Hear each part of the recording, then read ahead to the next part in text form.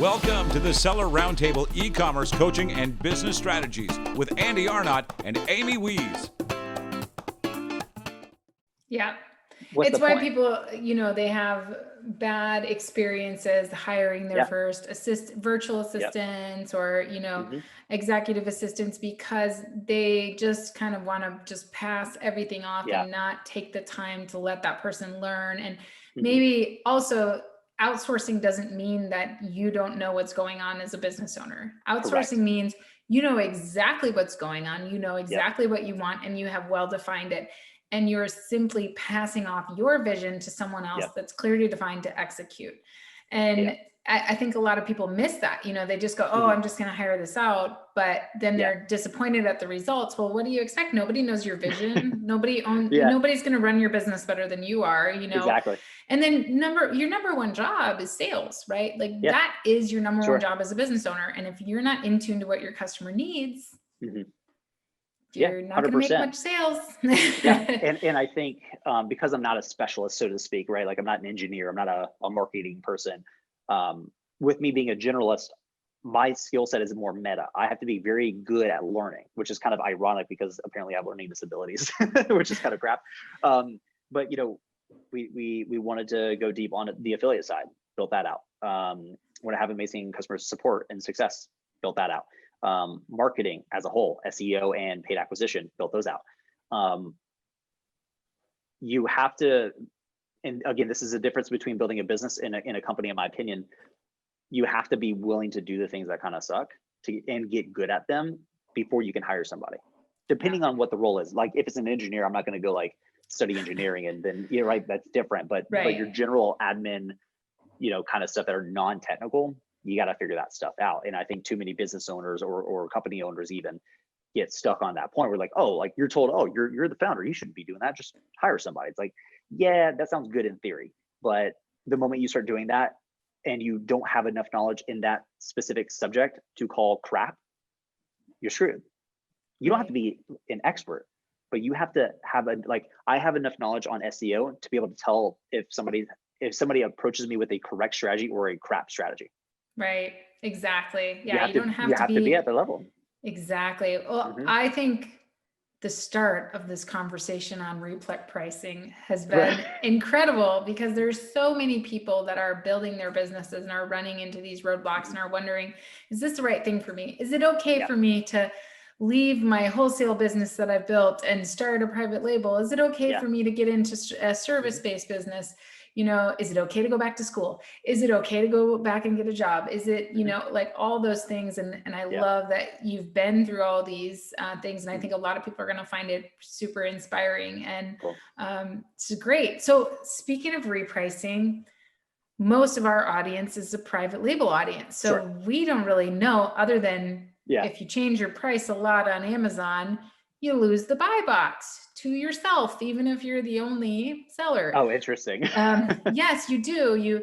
If you change your price more than 2% of the last buy box price at a time, then Amazon will put you in the other sellers category and you will actually get kicked out of your own buy box. Lovely. But it's Amazon's buy box. Sure. So, I always tell my private label clients like, hey, set your price that you want your price to be, and then just use the sale price box for everything else. Cause then you can up, down, change it as much as you want at any time.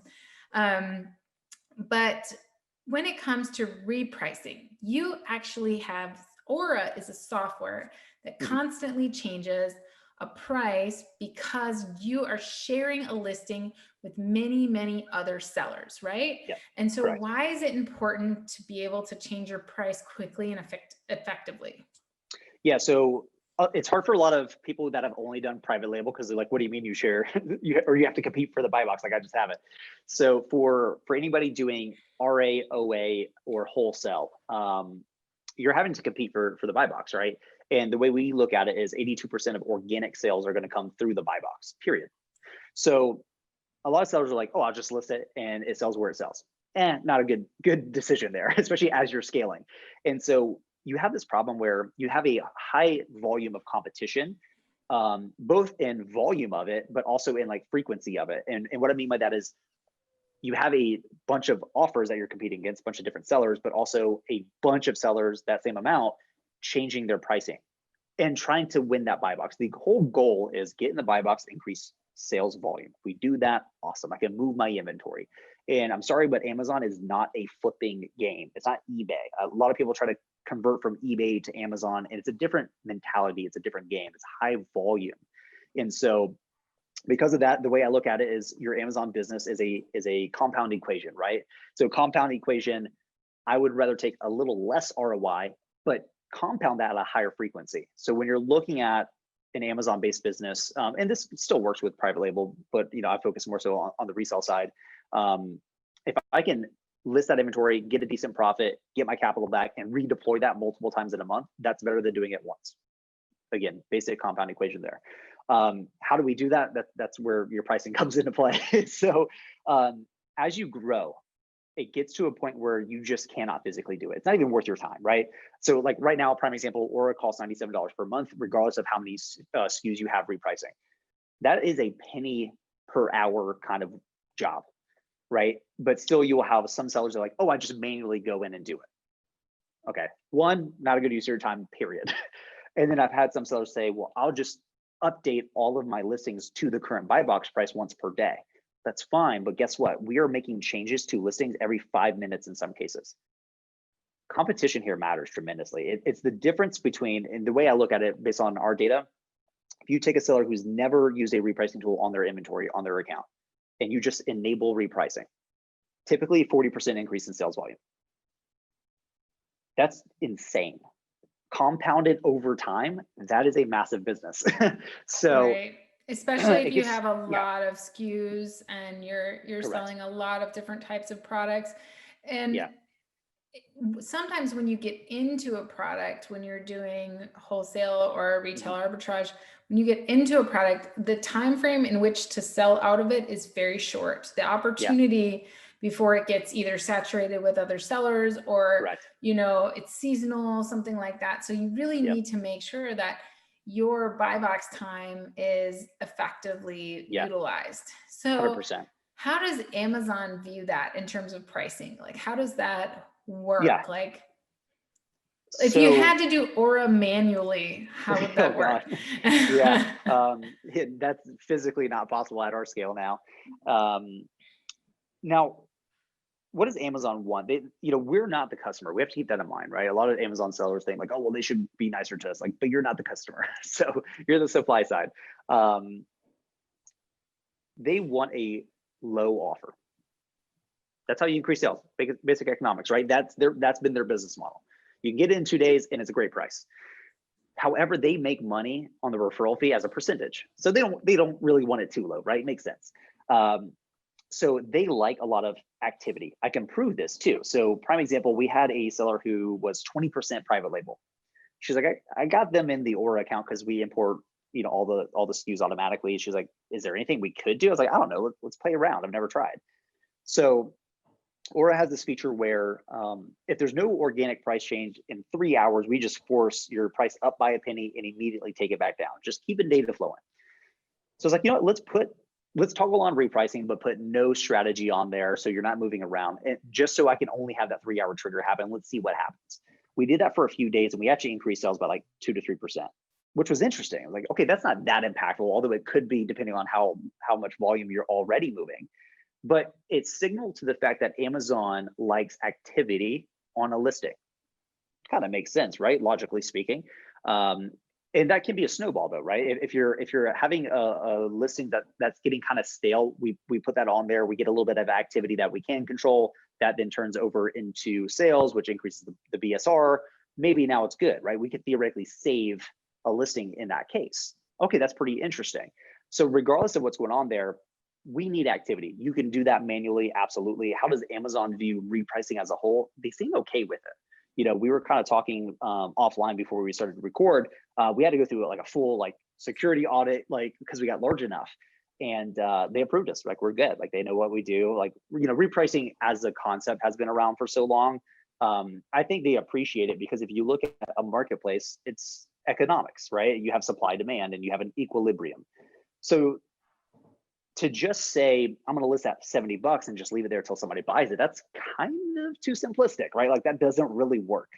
And so by having a bunch of people, from a macro standpoint, shift and flex more so, you're flexing that buy box, right? You're going to shift it up and down. We're big fans of what's called the oscillation strategy. And oscillation is just a wave, it goes up and down. If you look at an equilibrium, that's typically what it ends up doing, right? Supply is going to increase, decrease, demand theoretically is going to, increase, decrease in parallel with that. So what's important there is that's kind of what they want. You don't want a stale marketplace where things are just static. It doesn't really work. So now, makes sense. even on the, absolutely, it totally makes sense, especially where people are sharing the buy box on a single listing. Yeah. So can we talk about general pricing strategies in terms of, yeah. Because this is something that we private label sellers, I'm always getting questions about this. Yeah. Like, what should I price it at? What should I price it at? Sure. And like you said, it's not a good strategy to just put it out there for $70 and hope that it sells. It's the same thing in private label. If you're selling a cup or a ceiling fan or whatever product it is, it doesn't matter. The bottom line is you want to have a competitive price in your market. Yeah. Sure. Or you're not going to sell well. And some people are saying, oh, well, I can put it in a really nice package and it can be, the branding can be just primo and it'll sell for $30 more. Well, it depends on the product. It depends on how the customer views it. So have you done any research on pricing in terms of, how like Walmart always does 97 or, and then Target does like weird, theirs is like 92, the end of, 997 or, and then Target's like 992. And I remember I used to work for Target, and they would send us over to Walmart and we would go and look at the prices in Walmart for some major stuff. And then we would always make sure that we were like 5 cents less. And so it even works across retailers. This is a strategy. Repricing is a strategy that is often used, so it's not so strange to think about it, even in a private label world. But what would you say about pricing in general? When people are thinking about how to set their prices, is there a psychology behind pricing? And there definitely is. So one, there is psychology behind pricing, but it's not exactly what you think it is. So a lot of people promote the 97 kind of thing. Listen, we like Aura's pricing ends in a 7 for a reason. The 7 is not what's critical here. It's because it stands out and it's different. It breaks a pattern. So 99 was the thing. Then people got used to it. Patterns get updated, right? We adapt as human beings. So we go, oh, that's normal now. Then we go to 97. I'm like, oh, that's kind of different. Well, that's going to repeat that same loop, that same cycle, right? So 97 becomes super normal. Then it's like, okay, well, let's try 92, right? Oh, that stands out even more. Then it's going to be 94, right? The general pattern there is, as long as it's not like, it's not in increments of 5, you're pretty much good. Like a 3 looks more, out there than a 5 does. Likewise, a 2 versus a 5, 4 versus a 5. That's a very general thing. And does it work? Yes. Does it work dramatically? No. Like it's just a nice kind of catch thing. Here's what's important. I'm not a private label guy, but a lot of my background is obviously business and just high level strategy, I would say. Let's talk about defining private label. Here's where people get caught, in my opinion. People go, I do private label. My definition of private label is that you are building an actual brand. There's a difference between private label and white label. White label has existed forever. You take a product, you don't change anything on it, you put your logo on it, white label. Yep. Different. When you do that, you are not increasing the value of the product. Nope. Therefore, you must compete on price, right? Now it's a race to the bottom, basic economics. Where I think people get stuck is staying in that ballpark. Where I think people need to get more into is not the short term, oh, well, there's a big opportunity in mugs, so I'm gonna go ham on mugs. Okay, but what's the LTV? Let's talk about lifetime value. I'm in SAAS, we talk a lot about the lifetime value of a customer. The higher the LTV, the more I can pay to acquire that customer, which means I can scale. let's talk about that from a product standpoint. The life cycle, the full life cycle from when you are able to start selling it to when you have to stop selling it, what is that value to you? You're trying to maximize that over a long period of time, right? Which is why I do unique products. Thank you. So what has a higher LTV? A product you just threw a new label or sticker on for your brand. Nope, that ends in a race to the bottom. 100%. Or you take something, you iterate it, you take feedback. We talk about feedback loops, right? If you want to get into the proverbial garlic press, and you go and read all the reviews, you actually make something better, and then you launch it. The LTV is higher, right? Here's the thing: when you get down to pricing is a secondary thing to the quality of the product. Otherwise, everything would just compete on price. Period. Doesn't make sense though, right? Why is a Mac dramatically more expensive than a PC? Lifetime value. Correct. Quality. Correct. Yep. You know that it's not going to die 100%. in 2 years. You're still going to be able to use that computer for a long time. So the whole, I'm just going to make the brand be perceived a little bit higher does not last. Sorry. You actually have to build and create an amazing brand, and more importantly, an amazing product. When you do that, now you can charge premium. People don't understand product strategy or product mix strategy. These are, listen, I know being an Amazon seller feels like a new thing. It's not. It's literally an old school business model. And I keep telling people, learn and read things outside of this world. Go read how Walmart did early pricing experimentation and stuff like that. Start thinking through a lens of what are some brands that stood out. Nike, great example. You know what they make? Shoes. Shoes aren't expensive. Literally covers your feet. Why do people spend hundreds of dollars, if not thousands of dollars, for a pair of Nike? Could you replicate that strategy? But could you replicate that thought process with your products? That's what's important. And I think you need to understand who you're serving. So a lot of Amazon sellers approach any business model on Amazon in a selfish manner. Yeah. It's what do I get, right? They just look at the product and they go, there's an opportunity there. Ooh, that person's this other brand over here is making this much revenue every month. Oh my gosh, oh my gosh, oh my gosh. I'm just going to copy them. And when it doesn't work, and I've sat down with a lot of these sellers. Yeah. I go, okay, wait, you didn't actually study anything about that brand, why they're getting all those sales outside of Amazon. Yeah. Yeah. And how much trust they have with what does their online footprint look like? How much trust they have with that customer outside of Amazon? All you looked at was that revenue number on Jungle Scout or Helium 10. That's all you looked at. And you said, I can sell that product. Sure, anyone can, but not anyone can connect with the customer and build an actual brand. Yeah. And that's why I'm never worried about, the Chinese competitors. A lot of people are always worried about the Chinese. Well, they don't build brands. They just put products on the market. Yeah. Right. And so here's a different perspective on it. When you approach it that way, all you're looking at is how much value can I extract? False. Switch it around. How much value can I provide? Here's the difference. When you are actively trying to make a group of people's lives better, the customers, you do well. And I'll explain it in a really interesting way. I am selflessly selfish. I want to make money.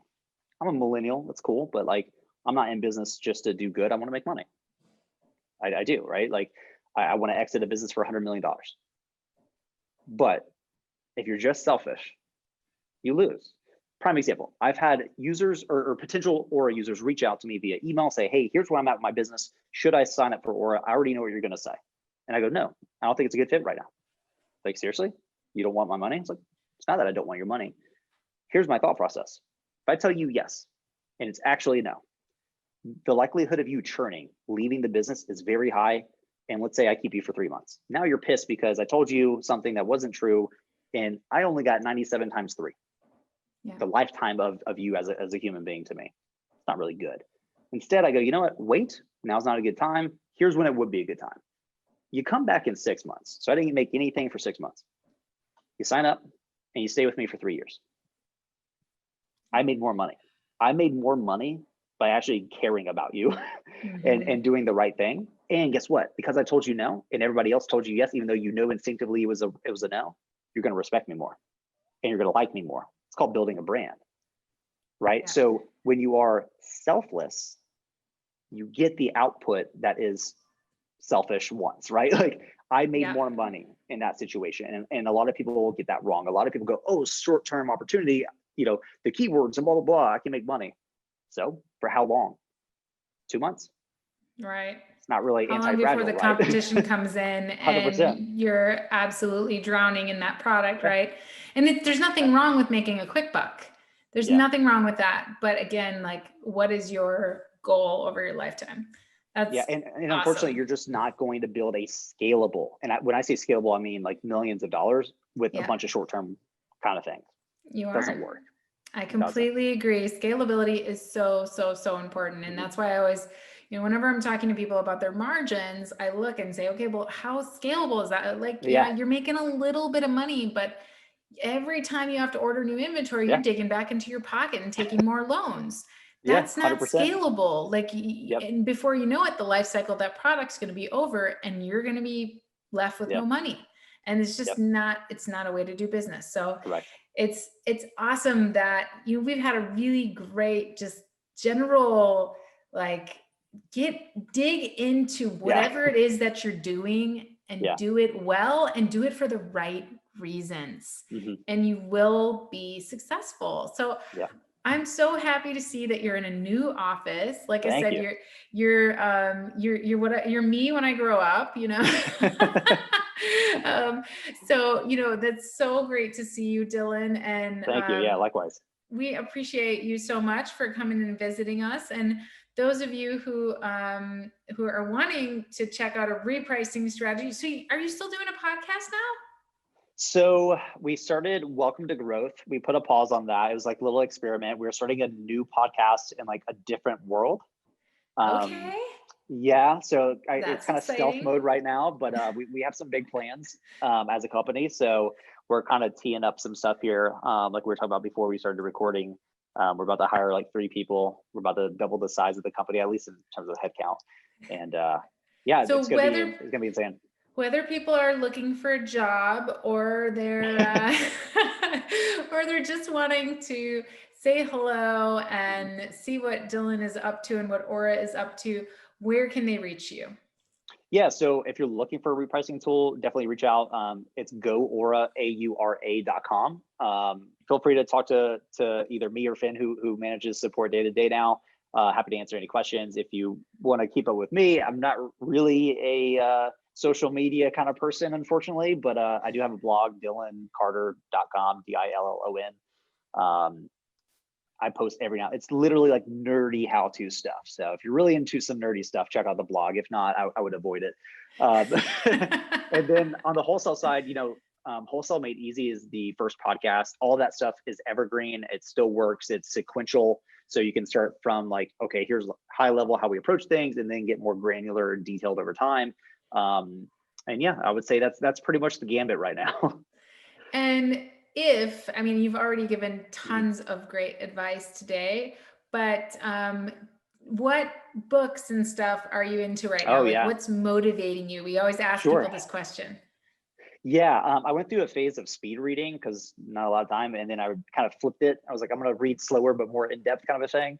So I'm really obsessed with decision making right now as we're growing, as my responsibilities shift less on the execution and more like high level strategy and making decisions. I'm spending a lot more time learning about mental models. If you've ever heard Elon Musk or Jeff Bezos talk, a lot of times they're talking through using mental models. So there's a few books I'm looking at right now. Principles by Ray Dalio is fantastic. And then there's another book, I forget the subtitle for it, but it's Mental Models, something thing. It's a red book written by Shane Parrish of fs.blog. And actually, honestly, just go to fs.blog. That entire site is some hardcore mental models and like how to literally think in a very intelligent way. So I would say start with those two. I honestly have such a laundry list of books. I don't even know where to like You'd have to Well, throw I me a think it's subject. awesome to focus on some mental models. So I think Yeah. I think people will love that, and I'm definitely going to check out fs.blog because I love to Yeah, challenge do it. this Oh, old it's noggin as well. insane. Yeah. Well, thanks again, Dillon, for being here. And everyone, thank you so much for listening, rating, reviewing. You guys voted for us in the seller poll. That was incredible. We just appreciate you guys so much. So thanks so much for being here. And we'll see you next time on the Seller Roundtable. Bye. Thanks for tuning in. Join us every Tuesday at 1 p.m. Pacific Standard Time for live Q&A and bonus content after the recording at sellerroundtable.com. Sponsored by the ultimate software tool for Amazon sales and growth, sellerseo.com and amazingathome.com.